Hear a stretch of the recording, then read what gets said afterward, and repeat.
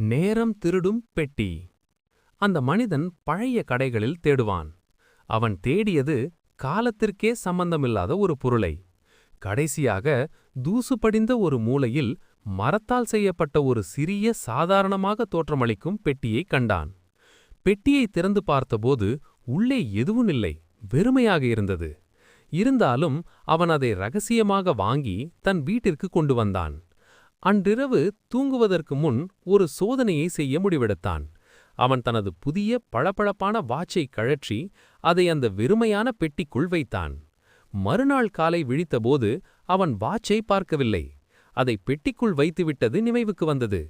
பெட்டியை எடுத்தான். இப்போது வாட்ச் உள்ளே இருந்தது. அதை எடுத்து கையில் கட்டினான். வாட்சில் சரியான நேரம் ஓடிக்கொண்டிருந்தது. ஆனால் ஒரு விசித்திரம் நிகழ்ந்தது. அவன் அதை அணிந்த ஒரு நொடியில் அவன் மனதில் நேற்றிரவு தூங்கச் சென்றதற்கும் இன்று காலையில் விழித்ததற்கும் இடைப்பட்ட எந்த ஒரு நினைவும் இல்லை. தூக்கம் பற்றிய எந்த உணர்வும் இல்லை.